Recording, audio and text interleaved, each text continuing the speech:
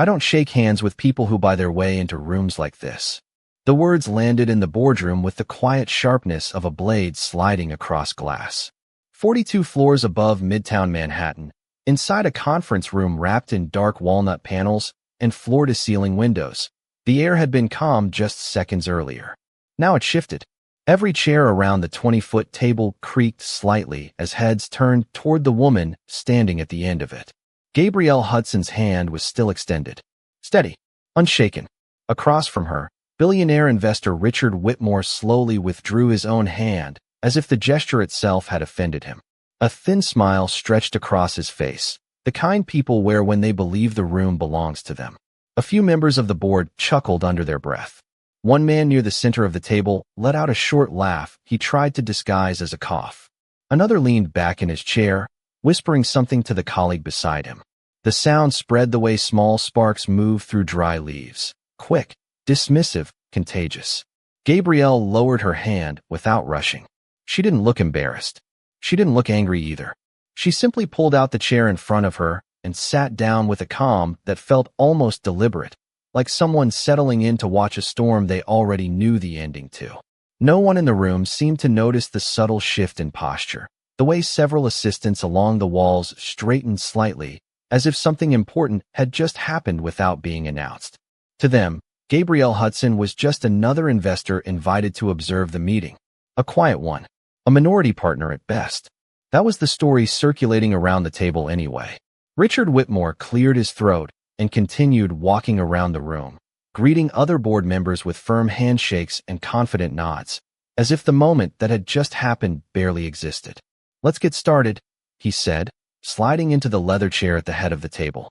Outside the windows, the late afternoon skyline glowed amber across the Hudson River, the city moving with its usual restless energy far below the glass. Inside the room, a massive screen displayed the title of the project everyone had gathered to discuss. Novatech Infrastructure Expansion, Phase 1 Capital Strategy. $3 billion hung behind those words like a silent weight. Folders shuffled. Tablets lit up. One director leaned forward and whispered, "Did you see that?" Another replied quietly, "Who even invited her?" Gabrielle didn't react to either comment. She placed a slim black portfolio on the table, folded her hands, and looked toward the presentation screen with the same calm focus someone might bring to a chess match already several moves ahead. Richard began outlining the deal with the smooth confidence of a man used to commanding rooms like this. "This project," he said, tapping the screen with a polished metal pointer, "will reshape the entire energy corridor across 3 states." His voice filled the room easily, the tone of someone who assumed no one present had the power to challenge him. Around the table, heads nodded. Pens scratched notes across paper. No one noticed the faintest hint of a smile forming at the corner of Gabrielle Hudson's mouth, the kind of smile that appears when someone realizes the game everyone else thinks they're playing isn't the real one at all. The presentation lights dimmed slightly as the first slide of the Novatech Infrastructure Expansion filled the screen in sharp blue and white. Charts appeared, projections stretching 10 years into the future, revenue curves rising steadily like the skyline outside the windows. Richard Whitmore spoke with effortless authority, pacing slowly near the screen as if he were giving a lecture at a private university rather than pitching a project to the people who would actually decide its fate. His voice carried across the long walnut table with the confidence of someone who had spent decades convincing rooms like this that his vision was the only one that mattered. Phase 1 begins with the Midwestern Energy Corridor, he explained, pointing to a map glowing across the screen. 3 states, 6 major facilities, and a projected return of 12.6% annually. Several board members nodded approvingly. One director leaned back in his chair and whispered to the colleague beside him, clearly impressed. Another scribbled numbers across a yellow legal pad, as if already calculating the profits. At the far end of the table, Gabrielle Hudson remained perfectly still, her hands folded lightly in front of her portfolio. From the outside, she looked like someone attending the meeting out of courtesy, not influence. The kind of investor invited to observe rather than shape the conversation. That assumption had already settled into the room like quiet background music. A few people had not even bothered to look at her again after the handshake incident. Richard noticed the same thing and allowed himself a faint, satisfied grin before continuing his explanation. Now, of course, he said, glancing around the table, projects at this scale require serious capital partners. Fortunately, we have several institutions prepared to step in. His pointer tapped the screen again, and a slide labeled Strategic Funding Partners appeared. The list included several well-known banks, 2 global equity firms, and a handful of smaller venture groups. None of the names seemed particularly surprising to the room. Several directors murmured approval, clearly satisfied with the lineup. Richard paused long enough to let the moment breathe, the way experienced dealmakers often did when they knew their audience was leaning in. Once funding clears, he continued, construction begins within 90 days. A director near the middle of the table raised his hand slightly. And the lead capital structure? He asked. Richard waved the question away casually. Already secured, he replied with an easy shrug. The paperwork is just moving through final verification. Around the room, a few heads nodded again. Deals like this often moved quickly once the financing was arranged. Gabrielle watched the screen without blinking, her expression calm and unreadable. Inside the quiet rhythm of the meeting, another figure sat 2 seats away from the far corner of the table, partially hidden behind an open laptop. Daniel Park had been invited only as a junior analyst from the firm's financial modeling team. At 28 years old, he was the youngest person in the room by at least a decade. His job today was simple: verify numbers, follow along with the capital structure, and stay quiet unless someone directly asked him a question. For most of the meeting, he had done exactly that. But as Richard continued presenting the funding structure, Daniel's eyes drifted down to the internal briefing document displayed on his laptop screen. A column labeled Lead Capital Commitment caught his attention. He scrolled slightly, then leaned closer as if checking whether he had misread the text. The name listed there was not one of the banks Richard had just mentioned. It was Hudson Strategic Capital. Daniel frowned slightly and tapped the trackpad again, opening a deeper layer of the financial structure. Several shell funds appeared in the document, each connected through a series of layered partnerships. At first glance it looked complicated but ordinary. Then he followed the ownership trail further down. Every branch of the structure pointed back to the same source: Hudson Strategic Capital. Daniel slowly lifted his eyes from the laptop and looked across the room.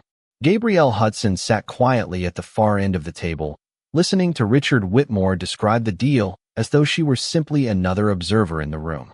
Richard's voice continued confidently. With the capital structure already in place, the board simply needs to approve the final expansion timeline. A few members of the board exchanged satisfied glances. To them, everything about the presentation seemed under control. But Daniel felt a strange tension forming in the back of his mind. He glanced again at the document on his screen. The numbers were not small.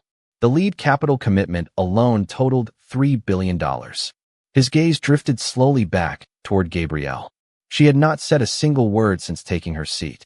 She had not interrupted the presentation or corrected any of the assumptions floating across the table. She simply watched the screen while the room discussed a deal that, according to the financial documents in front of him, depended almost entirely on her company's money. Richard Whitmore clicked the remote again, and the next slide appeared across the giant screen, this one filled with projected timelines, construction phases, and bold numbers stretching across the next 10 years. The room seemed increasingly satisfied with what they were seeing. The confidence around the table grew stronger with every chart that appeared. Several board members leaned forward now, studying the numbers with quiet excitement. To them, this looked like a clean, profitable expansion. The kind of deal that made headlines in financial magazines and added another trophy to a billionaire's portfolio. Richard sensed the approval building, and his voice carried a sharper edge of confidence as he continued. As you can see, once the capital deployment begins, Novatech will control the entire Midwestern energy corridor by year 3, he said while circling a section of the map with the metal pointer. From there, the returns compound quickly. One of the directors near the center of the table nodded enthusiastically. Those projections are aggressive, he said. Richard smiled slightly. Aggressive deals are the ones that change markets. A few light chuckles moved around the table again, the mood of the room leaning clearly in Richard's favor. Then his eyes drifted briefly toward the far end of the table, where Gabrielle Hudson still sat quietly observing the presentation. The small smile returned to his face, but this time it carried something sharper. Of course, he continued, his voice shifting slightly as if adding an afterthought. This kind of deal requires experienced capital partners who actually understand infrastructure scale. A few members of the board glanced toward Gabrielle again. Someone near the back of the table whispered something that triggered another low ripple of laughter. Richard noticed it and did not interrupt. Instead, he leaned casually against the edge of the table and continued speaking as if the moment were harmless entertainment. Not everyone in the room, he added calmly, has spent the last 30 years building real capital markets experience. The sentence hung in the air just long enough to make its target clear. Gabrielle did not move. Her eyes remained on the presentation screen as if she had not heard the remark at all. That silence only seemed to encourage Richard further. He straightened his jacket and glanced around the room again. But that is why boards exist, he said with a smooth shrug. So the people who know how to structure these deals can guide the conversation. Another board member laughed openly this time. Exactly, he said. Experience matters. Across the table, Daniel Park felt the tension tighten inside his chest. His eyes flickered back to the financial structure document on his laptop screen. The words Hudson Strategic Capital still sat there under the lead capital commitment line. $3 billion. The number looked enormous on the screen, larger than anything he had ever worked with personally. He glanced up again toward Gabrielle. She had not reacted to any of the comments. No irritation. No defensive explanation. Just quiet attention. Richard continued walking through the presentation, now clearly enjoying the rhythm of the room. Our institutional partners are ready, he said. The financing architecture is solid. He gestured confidently toward the slide that displayed the funding layers. Banks will handle the credit structure, private equity fills the mid-tier, and the anchor capital stabilizes the top level. Daniel stared at the diagram. The anchor capital layer was highlighted in blue. The same section connected directly to Hudson Strategic Capital in the internal documents he was reading. His fingers hovered over the trackpad as if debating whether he should scroll further. A strange realization began to form slowly in his mind. The room did not seem to understand what it was discussing. Richard Whitmore was explaining a deal whose financial backbone sat quietly at the far end of the table. Daniel glanced around cautiously. No one else seemed concerned. Several directors were already discussing projected returns among themselves. One leaned toward another and whispered, "Once this goes through, the market is going to love it." Meanwhile, Richard advanced to the next slide with a satisfied click of the remote. "Now the only step left," he said, "is final board approval before capital activation begins." His tone made it sound like a simple procedural step. A formality. The kind of vote that usually passed in seconds. Gabrielle Hudson finally shifted slightly in her chair, adjusting the position of the black portfolio in front of her. It was the first movement she had made in several minutes. Daniel noticed it immediately. Something about the calm precision of the motion caught his attention.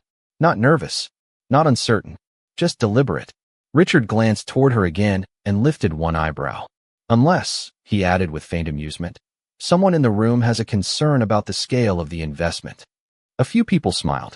Another board member leaned back and said lightly, "I think we are all comfortable with the scale." Gabrielle's eyes lifted from the presentation screen and rested briefly on Richard Whitmore. Her expression remained completely calm. For a moment the room felt strangely still, like the quiet second before thunder rolls across a summer sky. The quiet that followed Gabrielle Hudson lifting her eyes toward Richard Whitmore did not last long. Richard gave a small dismissive shrug as if the moment had no real weight and turned back toward the screen. "Good," he said smoothly, tapping the presentation remote again. "Then we will proceed to the approval stage." The slide behind him shifted to a clean white page with bold letters across the top that read Board Authorization Vote. Several members around the table straightened in their chairs, the tone of the room shifting from discussion to decision. For most of them, this looked like the final step in a routine process. The kind of vote that happened quickly once the numbers were convincing. Richard clasped his hands together and leaned slightly forward. "Once approved, the capital release begins immediately," he said. "Construction permits are already staged and the engineering teams are ready to move." A director on the left side of the table nodded. "Then there is no reason to delay." Another board member agreed. "The projections are strong." The conversation began to flow between them with growing confidence, like a group already celebrating the outcome before the vote had even been cast. But at the far end of the table, Daniel Park could not stop looking at the financial structure on his laptop screen. The document had not changed. The same line remained there under the capital structure heading. Lead Capital Commitment, Hudson Strategic Capital. He followed the financial chain again, slowly, carefully, tracing the ownership layers that connected the different funds involved in the deal. Each path returned to the same name, Hudson Strategic Capital. Daniel felt his pulse quicken slightly. He looked up again toward Gabrielle. She had returned her attention to the presentation screen as if nothing unusual was happening. Her posture remained relaxed, her hands resting lightly near the black portfolio in front of her. From the outside, she looked like the least influential person in the room. Richard Whitmore cleared his throat again and looked around the table with the easy authority of someone who believed the outcome was already secured. "Before we finalize," he said, "does anyone have questions about the capital structure or the execution timeline?" The question hung briefly in the air. A few directors glanced at their notes, but none appeared concerned. One of them even chuckled lightly and said, "It looks straightforward enough." Several heads nodded again. Richard smiled with quiet satisfaction. Daniel swallowed and looked down at his laptop again. The numbers were still there. $3 billion. That amount represented nearly half of the total funding required for the expansion. Without it, the entire structure would collapse before the first construction permit was even issued. His eyes drifted back toward Gabrielle. She still had not spoken. Something about that silence began to feel heavier with every passing second. Richard adjusted his cufflinks and continued speaking with casual confidence. "Of course," he said, glancing again toward Gabrielle with a faint hint of sarcasm. "Large infrastructure deals are not always easy to understand for every investor." A few quiet laughs surfaced again around the table. One of the directors leaned toward another and whispered something that triggered another ripple of amusement. Richard did not stop them. If anything, he seemed to enjoy the mood. "But that is why experienced leadership matters," he continued. "These projects require people who actually know how to deploy capital at scale." The comment was not subtle. Several members of the board looked toward Gabrielle again, their expressions carrying a mixture of curiosity and quiet dismissal.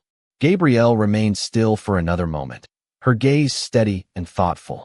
Daniel watched her closely now. Something about the calm way she sat there made the room's confidence feel strangely fragile, like a tall building resting on a foundation no one had bothered to inspect. Finally, Gabrielle reached forward and opened the slim black portfolio in front of her. The movement was slow and precise, quiet enough that most of the room did not even notice. Inside the portfolio rested a thin tablet device and a single folded document. She glanced briefly at the tablet screen, her expression unchanged. Daniel saw it clearly from where he sat. His eyes widened slightly as the realization inside his mind began to settle into certainty. The board was about to vote on a deal whose financial backbone sat quietly at the far end of the table. Richard Whitmore turned back toward the group and lifted one hand. "All right," he said. "If there are no concerns, we can proceed with the approval vote." He paused for dramatic effect, scanning the room with confidence. Around the table, the directors nodded again, already preparing to raise their hands. At that exact moment, Gabrielle Hudson gently closed the portfolio, placed both hands on the table, and spoke for the first time since the meeting began. Her voice was calm and steady. "Actually," she said softly, "there is something the board should probably understand before that vote happens." The moment Gabrielle Hudson's voice entered the room, the energy inside the boardroom shifted almost imperceptibly. It was not loud, and it was not confrontational. It was calm. The kind of calm that makes people stop speaking without realizing why. Several directors who had already begun reaching for their voting cards paused mid-movement and slowly turned their heads toward the far end of the table. Richard Whitmore remained standing near the screen, the presentation remote still in his hand. For a brief second, he looked mildly amused, as if expecting a minor question or procedural delay. "And what would that be?" he asked with a polite but thin smile. Gabrielle rested her hands lightly on the polished surface of the table, her posture still composed and unhurried. The afternoon light coming through the glass walls reflected faintly across the walnut table between them. "The capital structure," she replied evenly. A few members of the board exchanged glances. One of them shrugged quietly as if the topic had already been explained. Richard gave a short laugh that carried just enough edge to draw another ripple of quiet amusement from the room. I believe we already covered that, he said smoothly. Quite thoroughly. Gabrielle nodded once. You explained the layers, she said, but not the source. The words hung in the air long enough to create a small pocket of silence around the table. Richard tilted his head slightly, studying her now with faint curiosity. The source is already secured, he replied. Our financial partners have completed the commitments. Gabrielle's gaze remained steady. Yes, she said. They have. Daniel Park felt his chest tighten as he watched the exchange. He glanced again at the financial document glowing on his laptop screen, then back toward Gabrielle.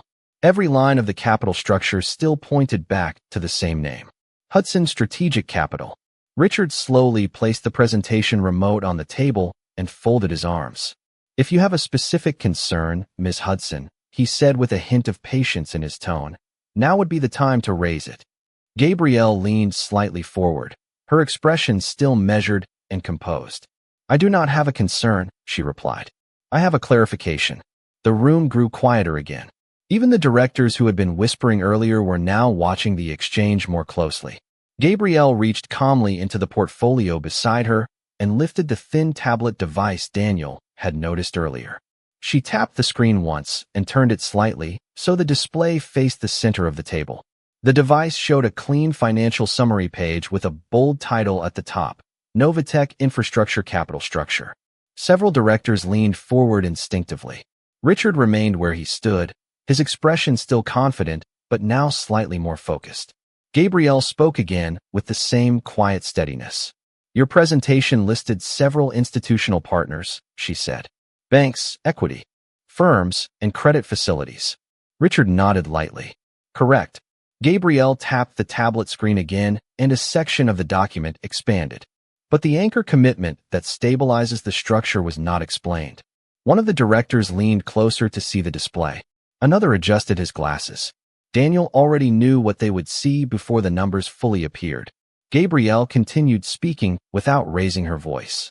The anchor commitment represents $3 billion of the capital stack, she said. Without that layer, the remaining financing cannot activate. A murmur moved across the table as several directors leaned forward further. Richard's eyes flickered briefly toward the tablet display, then back to Gabrielle. And, he said calmly. Gabrielle's finger moved across the screen again, enlarging the final line of the capital structure document. The text became large enough for several people at the table to read. Lead capital commitment. Hudson Strategic Capital. Daniel watched the room carefully now. One director blinked and leaned closer. Another shifted uncomfortably in his chair. Richard's expression did not change, but his posture straightened slightly as he looked down at the screen. Gabrielle allowed the silence to settle before speaking again. Hudson Strategic Capital, she said calmly, is my firm. The words did not explode through the room. They landed quietly, but the effect was immediate.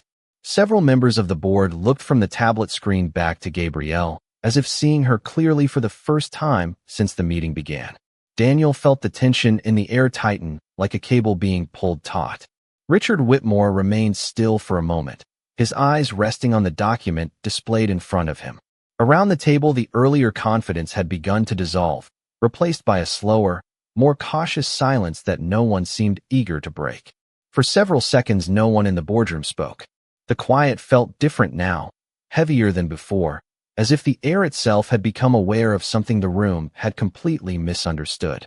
The tablet screen still faced the center of the table, the words Hudson Strategic Capital sitting there in calm black letters beneath the $3 billion commitment line. A few directors shifted in their chairs. One of them leaned closer to the display again, reading the line a second time as if hoping the words would rearrange themselves into something less significant. Richard Whitmore finally exhaled slowly and straightened his posture. His expression had not collapsed into shock, but the casual confidence that filled the room earlier had thinned slightly. Your firm participates in the structure, he said carefully. That does not change the fundamentals of the deal. Gabrielle Hudson watched him with the same steady composure she had maintained since the meeting began. Participates is an interesting word, she replied calmly. Richard gestured lightly toward the screen as if dismissing the moment. Anchor capital is important, he said, but the project has multiple funding channels. It will move forward.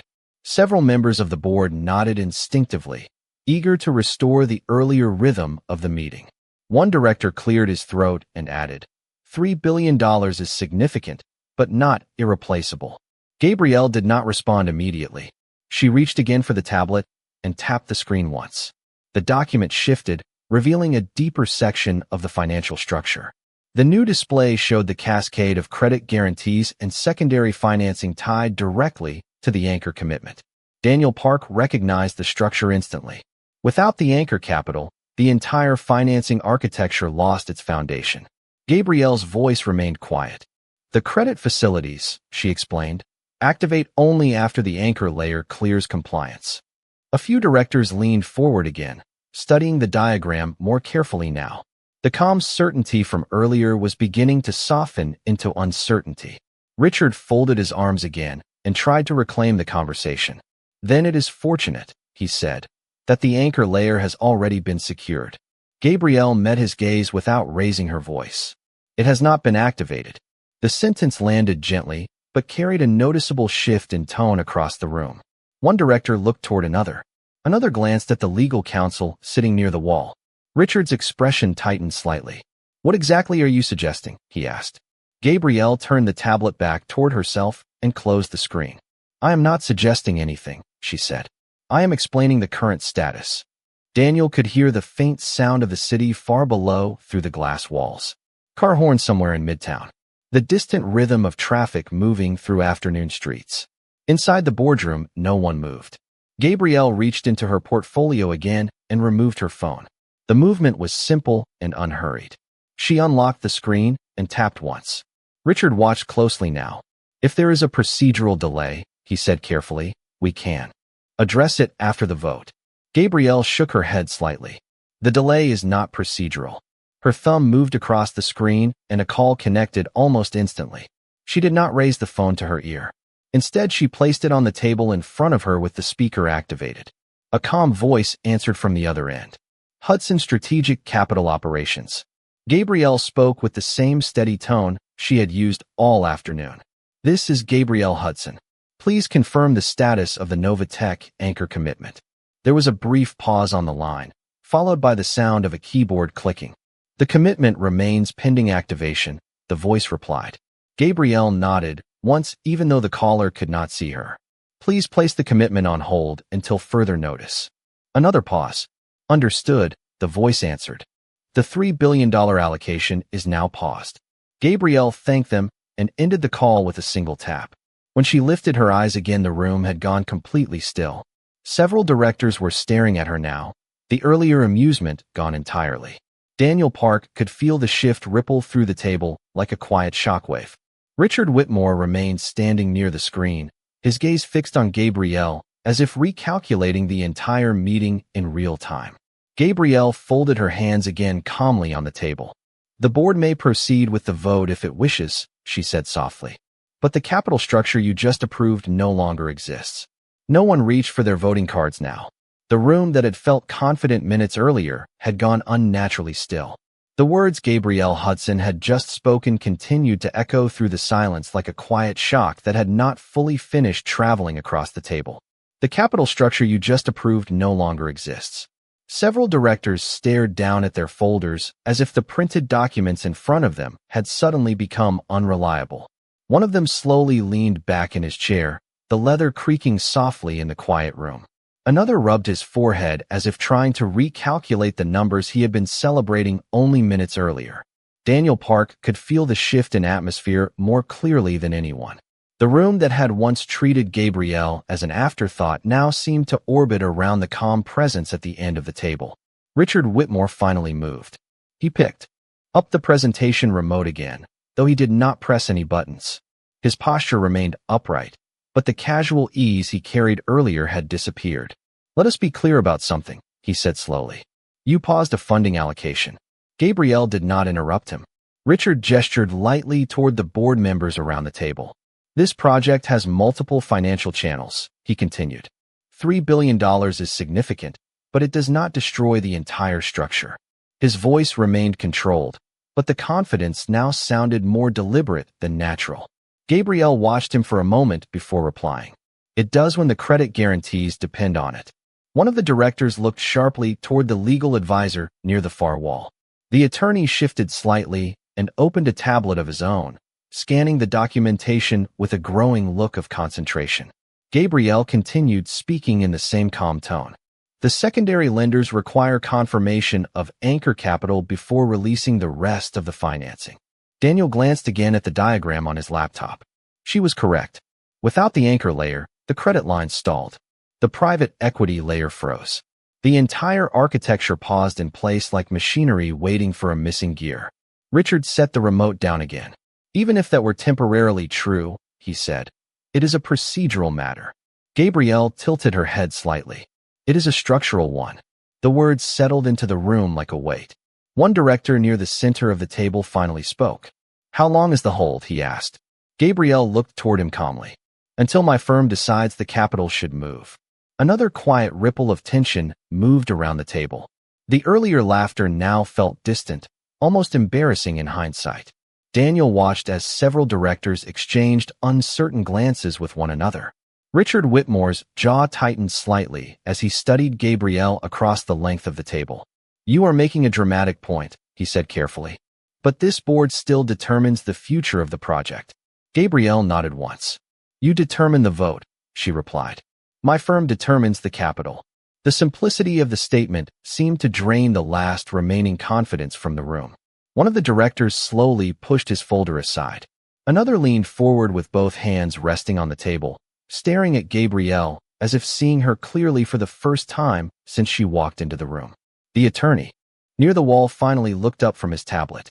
She is correct, he said quietly. Without the anchor commitment, the credit facilities cannot activate. Richard did not respond immediately. The afternoon sunlight had shifted across the glass walls now, casting longer reflections across the polished surface of the table. Gabrielle remained still, her expression calm and controlled. Finally, Richard spoke again, though his tone had changed. You could have raised this earlier, he said. Gabrielle met his eyes without hesitation. You refused my handshake earlier. The room went silent again. No one moved. No one spoke. The words were not loud, but they carried a clarity that no one in the room could misunderstand. Gabrielle folded her hands together lightly on the table. You decided who belonged in this room before the meeting even started, she said quietly. Daniel felt a chill run through the atmosphere of the boardroom. The earlier moment returned to everyone's memory at once. The extended hand, the refusal, the laughter that followed. Gabrielle's voice remained steady. That decision, she continued, just cost this board $3 billion. The silence that followed Gabrielle Hudson's final sentence settled across the boardroom like a thick fog no one knew how to walk through. The words hung there with uncomfortable clarity. That decision just cost this board $3 billion. No one laughed now. No one whispered. The same people who had leaned back in their chairs minutes earlier now sat upright, eyes moving slowly between Gabrielle and the documents scattered across the table. Daniel Park could feel the shift ripple outward from the far end of the room where Gabrielle sat. It was not loud or explosive. It was quieter than that, but it was absolute. The kind of shift that happens when a room suddenly realizes the rules have changed. Richard Whitmore remained standing near the screen, but he was no longer the center of the room's attention. The giant presentation behind him still displayed charts and projections that had looked impressive earlier, but now they seemed strangely disconnected from reality, like blueprints for a building that had just lost its foundation. One of the directors slowly cleared his throat. If the anchor capital remains paused, he said cautiously, the credit lines will not activate. Another director leaned toward the legal advisor again. Is there a workaround? The attorney shook his head slowly. Not within the current structure. A quiet murmur moved through the board members. Several of them began flipping through their documents again, as if hoping they had missed something in the earlier briefing. But the numbers had not changed. Without the anchor layer, the financing stalled. The project did not move forward. Gabrielle remained composed, her hands resting calmly on the table, as if she had simply explained a weather forecast rather than dismantled the financial core of a billion-dollar expansion. Richard finally spoke again, though his voice sounded noticeably tighter than before. "You are making a strategic move," he said. Gabrielle looked at him steadily. "I am making a responsible one." Richard took a slow breath and walked back toward the center of the table. For the first time since the meeting began, he was no longer pacing like a confident presenter. His movements were measured now, careful. "Hudson Strategic Capital benefits from this project as well," he said. "Holding the funding damages your own position." Gabrielle nodded slightly. "It delays it," she corrected. Another director leaned forward with concern, now clearly visible on his face. "If the hold remains," he said, "the entire expansion timeline collapses." Gabrielle did not raise her voice. "That depends on the board's understanding of the situation." Daniel watched as several members of the board shifted uncomfortably in their chairs. The earlier dynamic had reversed itself completely. Instead of dismissing Gabrielle, they were now waiting for her next sentence. Richard studied her across the table for a long moment. The tension in the room felt almost physical now. "What exactly would change your firm's position?" he asked finally. Gabrielle did not answer immediately. She glanced once toward the skyline beyond the glass wall, where the late afternoon sunlight had begun to soften into evening. The city below continued moving as it always did, traffic flowing through Midtown, people crossing streets, taxis weaving through intersections. None of them knew that several $1 billion had just paused 42 floors above them. Gabrielle returned her attention to the room. "Respect usually helps," she said quietly. The sentence landed gently, but with unmistakable meaning. Several directors looked down at the table. One of them exhaled slowly as if the earlier moment had finally returned to him with full clarity. The extended hand. The refusal. The laughter that followed. Richard Whitmore remained still. The realization moved across his expression slowly. The way understanding sometimes arrives only after the consequences have already begun. The boardroom felt smaller now. Not physically smaller, but more focused. The authority that once seemed centered around Richard had shifted completely to the calm woman sitting at the far end of the table. Daniel noticed something else as well. Gabrielle had not raised her voice once. She had not argued. She had not even defended herself when the room dismissed her earlier. She had simply waited. And when she finally spoke, the entire financial structure of the deal had moved with her words. Around the table, the directors were no longer studying the presentation on the screen. They were watching Gabrielle Hudson. No one spoke immediately after Gabrielle Hudson's quiet statement about respect. The boardroom remained frozen in a silence that felt heavier than any argument could have been. Outside the glass walls, the city of Manhattan continued moving beneath the fading afternoon light. But inside the conference room, time seemed to slow to a deliberate crawl. Several members of the board were still looking down at their documents, as if the numbers printed on the pages might somehow rearrange themselves into a different outcome. They did not. The reality remained simple. $3 billion had been paused with a single phone call. Richard Whitmore finally moved again, though the confidence that had carried him through the earlier presentation was gone. He walked slowly toward the long table and placed both hands on the polished surface as he studied Gabrielle across the room. For the first time since the meeting began, his expression held something different from authority. It held calculation. The room watched him carefully now. The earlier balance of power had reversed so completely that every movement he made felt like part of a negotiation he had not expected to enter. "You are asking the board to reconsider its position," Richard said quietly. Gabrielle shook her head once. "I am asking the board to understand its position." One of the directors exhaled slowly and leaned forward. "Without the anchor capital, the entire expansion stops," he said.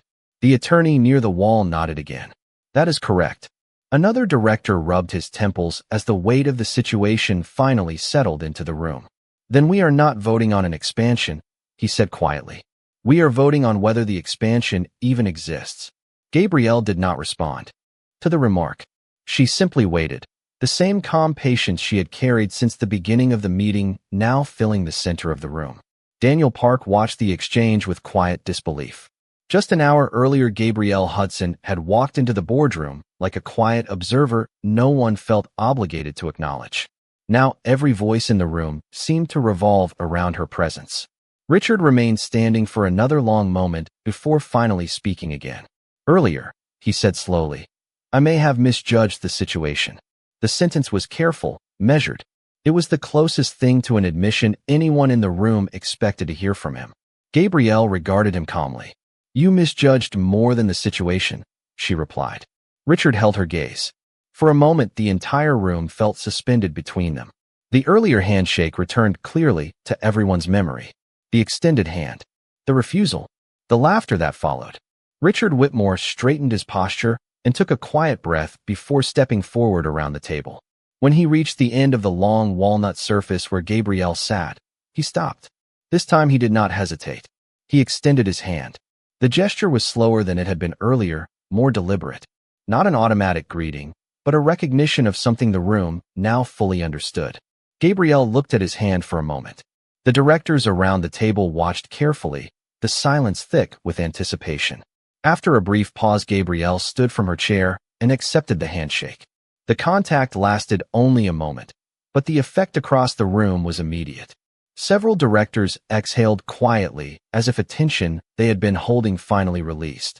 Gabrielle returned to her seat and gathered the slim portfolio that had rested in front of her throughout the meeting. Richard spoke again, though his tone was noticeably different now. "If Hudson Strategic Capital restores the anchor commitment," he said, "the board will move forward with the expansion." Gabrielle closed the portfolio calmly.